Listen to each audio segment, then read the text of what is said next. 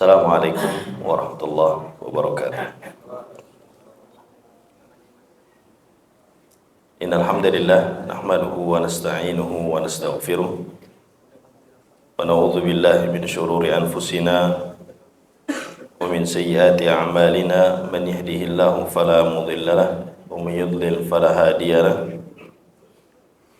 Asyhadu an la ilaha illallah wahdahu la syarika lahu wa asyhadu anna Muhammadan abduhu wa rasuluh. Allahumma salli wa sallim wazid wa barik ala nabiyyina Muhammadin wa ala alihi wa sahbihi ajma'in. Amma ba'd. Kaum muslimin jamaah salat zuhur yang mudah-mudahan kita semua senantiasa dirahmati dan diberkahi oleh Allah Subhanahu wa taala. Pada kesempatan siang hari ini insyaallah kita akan melanjutkan kembali kajian kita membahas kitab Arba'in An-Nawawiyah, hadis-hadis yang dikumpulkan oleh Al-Imam Abu Zakaria Yahya ibn Sharaf An-Nawawi rahimahullahu ta'ala. Dan kita telah sampai kepada hadis yang ke-15.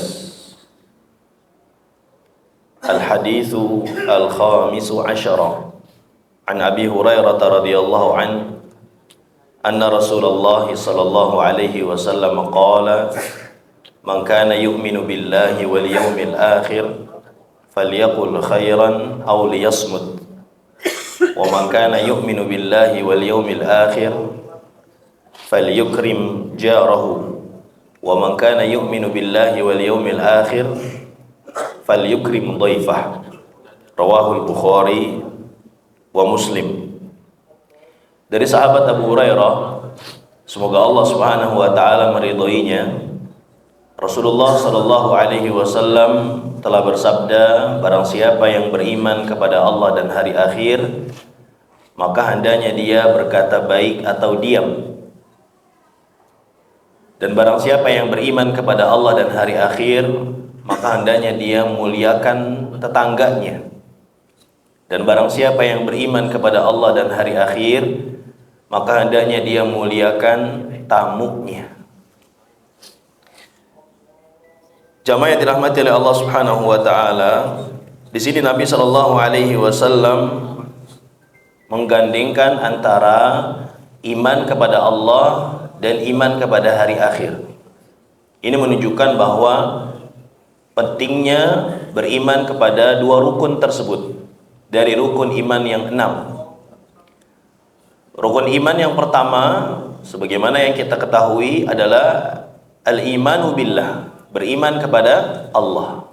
Yang ini menjadi pokok dari keimanan. Kita yakin, kita percaya, kita membenarkan bahwa Allah Subhanahu wa taala yang menciptakan kita, yang memberikan rezeki kepada kita, yang mengatur alam semesta, yang menghidupkan, yang mematikan, dialah Allah satu-satunya Tuhan yang berhak diibadahi. Adapun beriman kepada hari akhir, seorang yang beriman kepada hari akhir, dia yakin, dia percaya, dia membenarkan bahwa ada kehidupan yang abadi, ada kehidupan yang selanjutnya, yang kekal, yaitu kehidupan di hari akhirat. Sehingga kalau seseorang benar-benar dia beriman kepada Allah dan beriman kepada hari akhir, dia akan memperbanyak amal saleh, dia akan memperbanyak ketaatan, dia akan takut kepada Allah Subhanahu wa taala, bahwa nanti di hari kiamat, di akhirat kelak, Allah Subhanahu wa taala akan membalas sesuai dengan apa yang kita amalkan, apa yang kita kerjakan. Kebaikan akan dibalas dengan kebaikan, keburukan pun akan dibalas dengan keburukan. Tidak terlewat sekecil apapun itu. Kebaikan sekecil apapun yang kita lakukan, Allah akan balas di akhirat. Keburukan, demikian juga keburukan yang kita lakukan di dunia ini, sekecil apapun akan dibalas dengan keburukan juga di akhirat kelak. Faman ya'mal mithqala dzarratin khairan yarah wa man ya'mal mithqala dzarratin syarran yarah. Oleh karena itu Nabi kita yang mulia sallallahu alaihi wasallam menggandengkan keduanya. Kemudian setelah itu beliau sallallahu alaihi wasallam menyebutkan beberapa amal soleh yang hendaknya kita lakukan, kita kerjakan. Yang pertama jamaah sekalian, disebutkan dalam hadis ini, siapa yang beriman kepada Allah dan hari akhir, maka hendaknya dia berkata baik atau diam.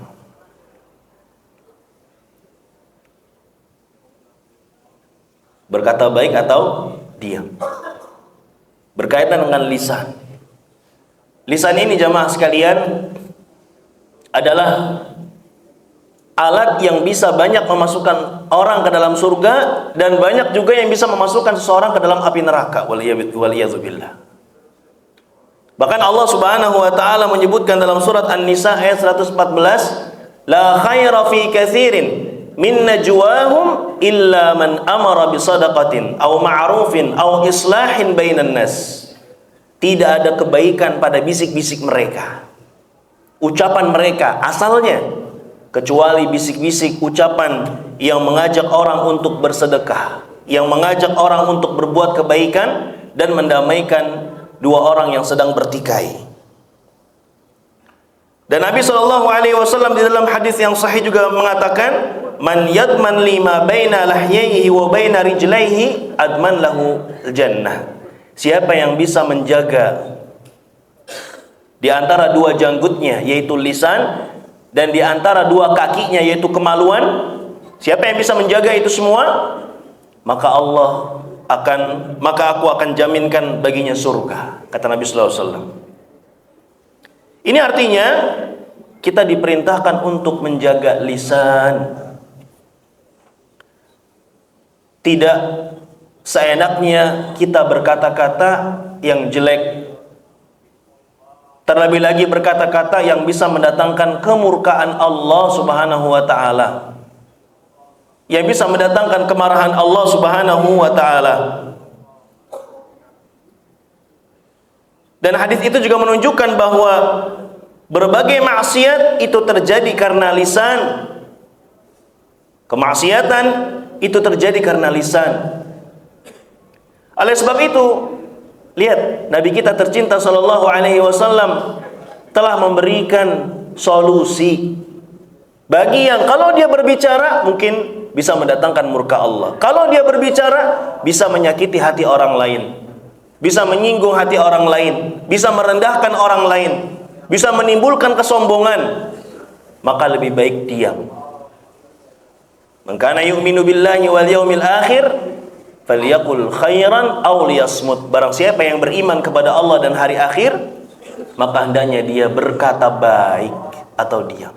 Jadikan lisan yang Allah Subhanahu wa taala berikan kepada kita ini jamaah sekalian menjadi sebab datangnya keridhaan Allah Subhanahu wa taala. Menjadi sebab datangnya kecintaan Allah Subhanahu wa taala. Tidaklah berkata kecuali yang baik-baik. Untuk berzikir kepada Allah, untuk bertasbih, untuk bertahlil, untuk memperbanyak istighfar. Banyak waktu, banyak kesempatan untuk membaca Al-Quran daripada untuk menggibahi orang lain, menjelek-jelekan orang lain, menghina orang lain. Untuk menyampaikan kebaikan, mengajak orang kepada yang ma'ruf.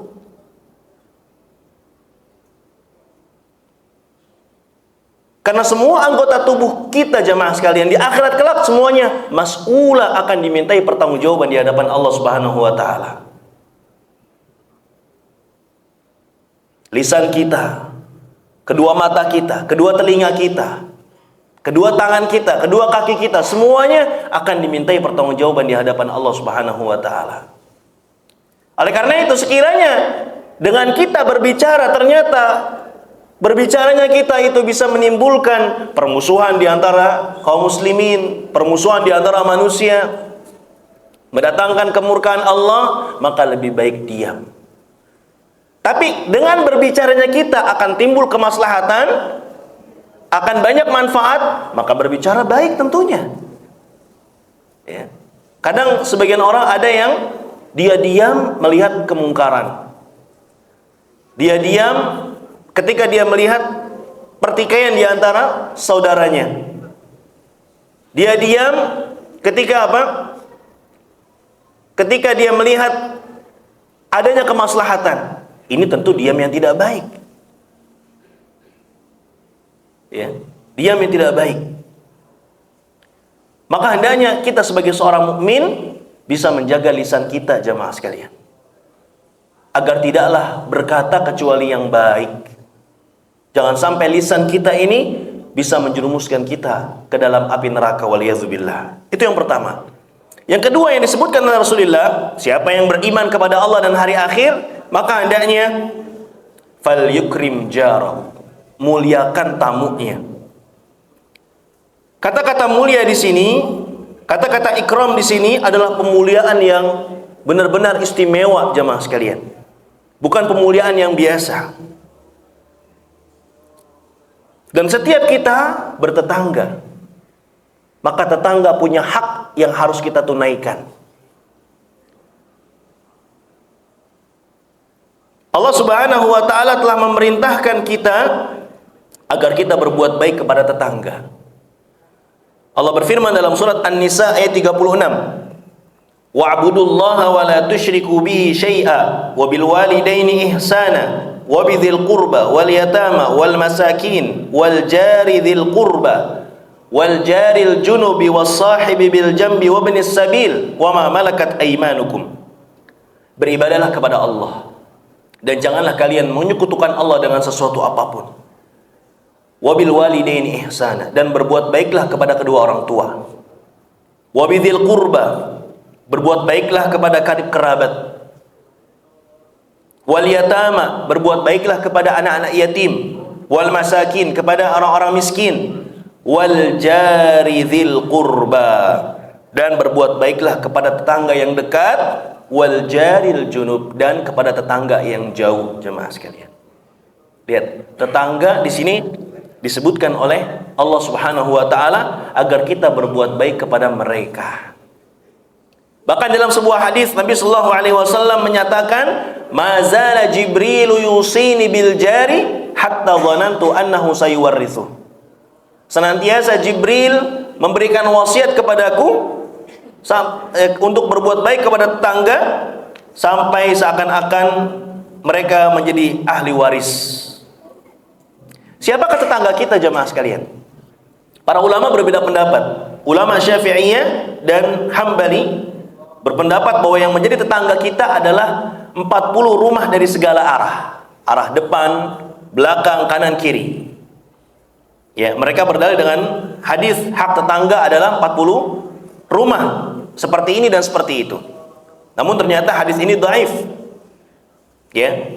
Ulama Malikiyah berpendapat bahwa yang disebut dengan tetangga jika berdempatan dilihat dari berbagai penjuru.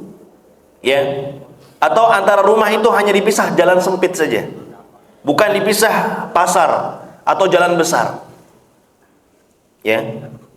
Namun yang rajih bahwa yang dimaksud tetangga adalah kalau dikumpulkan di masjid. Jadi masjid, ya, ada masjid di komplek perumahan atau di desa atau di dekat rumahnya, kemudian tetangga-tetangganya mereka berkumpul di masjid tersebut, atau patokannya sesuai dengan uruf. Ya, anggapan masyarakat bahwa dia tetangga. Oh, ya, tetangga yang maksudnya adalah yang depan rumah saya, kanan kiri saya, belakang saya. Ya. Itu maksudnya tetangga. Atau sesuai dengan patokan masyarakat di sana. Di masing-masing wilayah mungkin berbeda-beda. Ya. Tetangga, oh depan rumah saya tetangga. Kanan kiri saya yang berdempetan dengan rumah saya ini tetangga saya. Maka itu disebut dengan tetangga. Dan mereka berhak untuk mendapatkan hak. Ya.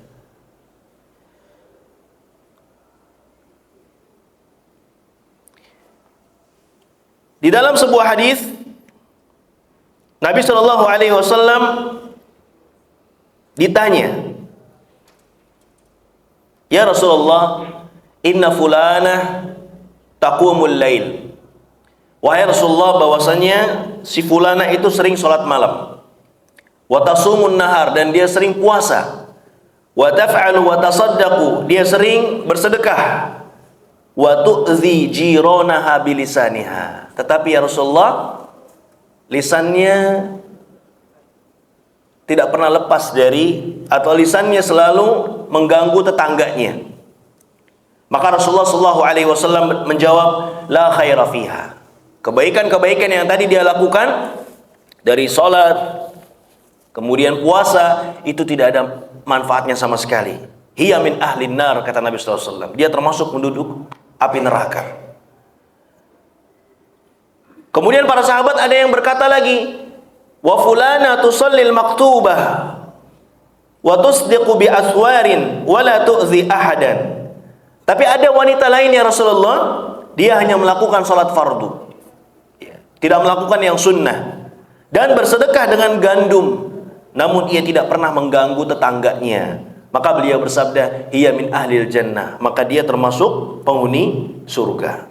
Masya Allah. Lihat ya, seseorang yang tetangganya aman dengan lisannya, perbuatannya, maka dia termasuk penghuni surga.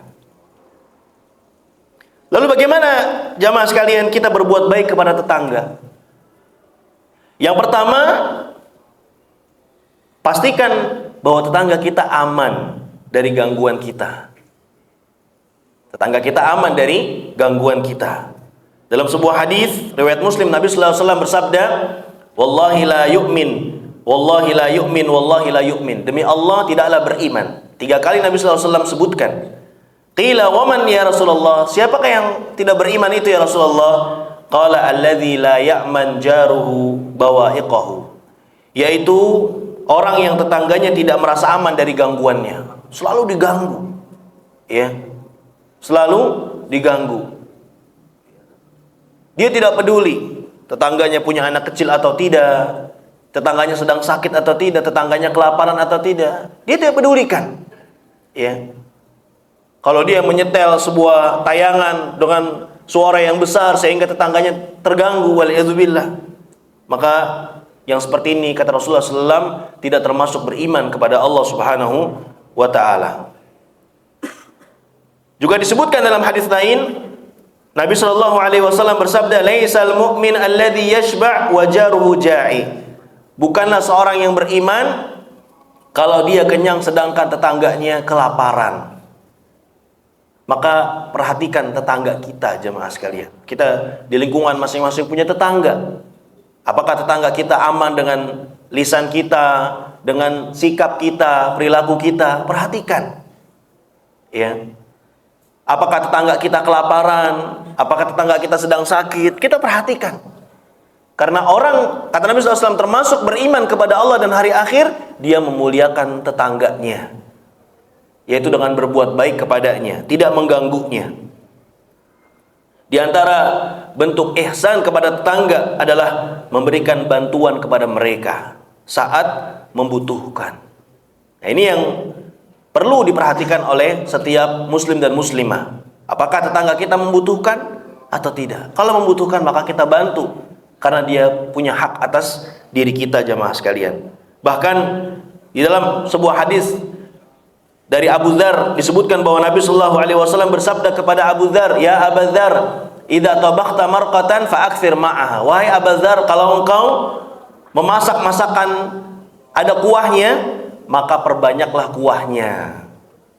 Wa ta'ahad jiranaka, dan berikan sebagian kepada tetangga-tetanggamu. Kemudian yang ketiga, jamaah sekalian yang dirahmati oleh Allah Subhanahu wa taala, yang disebutkan oleh Nabi sallallahu alaihi wasallam dalam hadis ini, barang siapa yang beriman kepada Allah dan hari akhir, falyukrim dhaifah, maka hendaknya dia muliakan tamunya. Kalau ada seorang yang berkunjung ke rumah kita di waktu-waktu yang tepat, maka kita wajib memuliakannya. Kita wajib memuliakannya. Ya, bahkan disebutkan oleh para ulama tanpa harus ditanya-tanya mau minum apa, mau makan apa. Kita siapkan minuman, kita siapkan makanan. Kalau kita memang beriman kepada Allah dan hari akhir. Kalau memang kita benar-benar ingin melakukan kebaikan, mendapatkan pahala, mendapatkan balasan yang baik di akhirat kelak, maka kita muliakan dia. Kita muliakan dia sebagai tamu.